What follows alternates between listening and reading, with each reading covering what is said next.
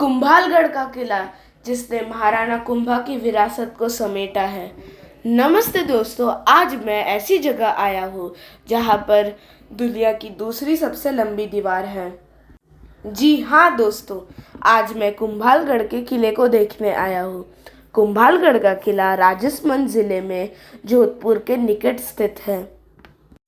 15वीं सदी में बने इस किले को 2013 में विश्व विरासत स्थल घोषित किया गया था, यानी कि यूनेस्को वर्ल्ड हेरिटेज साइट।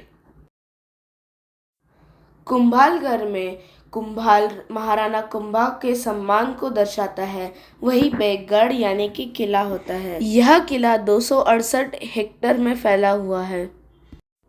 तो चलो अभी बिना कोई देरी किए हुए टिकट लेकर अंदर जाते हैं।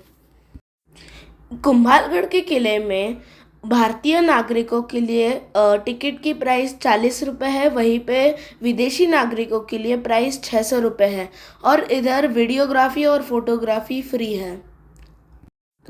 तो अभी हम एंट्री कर रहे हैं, हम रामपोल से एंट्री कर रहे हैं कुंभालगढ़ के किले में। यहाँ पे रामपोल जैसे 6 और दरवाजे भी है जिनके नाम है एरेट पोल, हल्ला पोल, हनुमान पोल, भैरव पोल, पगड़ा पोल और नींबू पोल। 13 मई 1459 में महाराणा कुंभा द्वारा बनाए गए इस किले पर विजय प्राप्त करना बहुत मुश्किल है।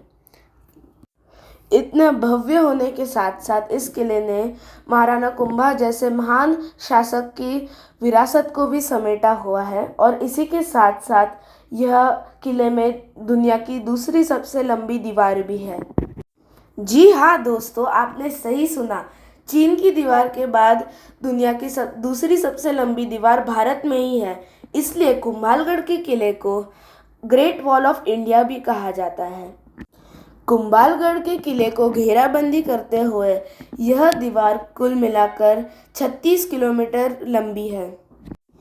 इतनी सारी अनोखी चीज़ें हैं कुंभालगढ़ के किले में, इसलिए तो कुंभालगढ़ के किले को मेवाड़ की आँख भी कहा जाता है।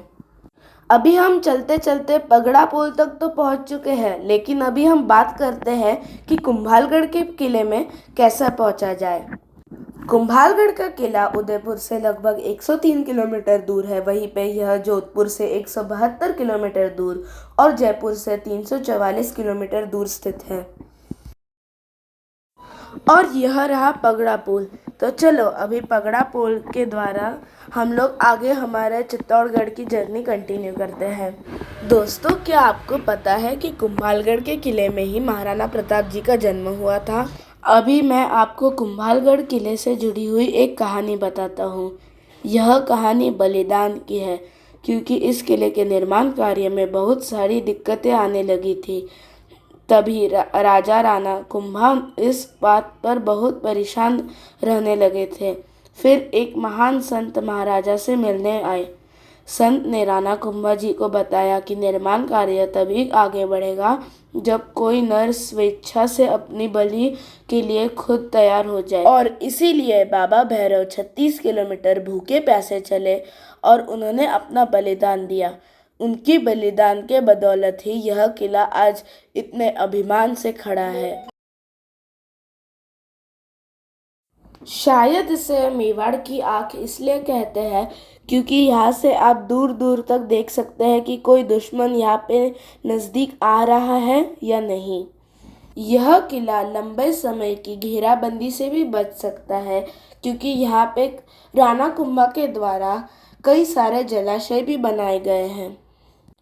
यहाँ पर जलाशय के साथ साथ कई सारे मंदिर भी हैं।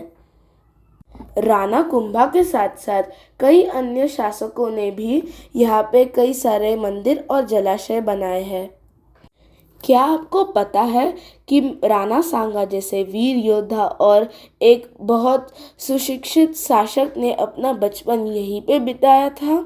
और इसी के साथ साथ हल्दी घाटी के युद्ध के बाद महाराणा प्रताप भी काफ़ी समय तक इसी दुर्ग में रहे थे। इस दुर्ग के बनने के बाद ही इस पर कई सारे आक्रमण शुरू हो गए, लेकिन एक बार को छोड़कर ये दुर्ग हमेशा के लिए अजय रहा। यह है बाबा भैरव सिंह जी की समाधि। यह वही बाबा है जिन्होंने इस किले के लिए अपना बलिदान दिया। यह किला अजय और इतना भव्य होने के वजह से यहाँ पे कई सारे महान लोगों ने इस किले के बारे में कई सारे बातें की है। जैसे कि एक बार अबुल फजल ने लिखा था कि यह दुर्ग इतनी बुलंदी पर बना हुआ है कि नीचे से ऊपर की तरफ देखने पर सिर से पगड़ी गिर जाती है।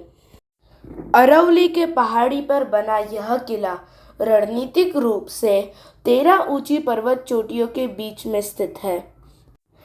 यह किला पहाड़ियों के सुरक्षात्मक श्रृंखला और घने जंगलों के आवरण के बीच में स्थित है।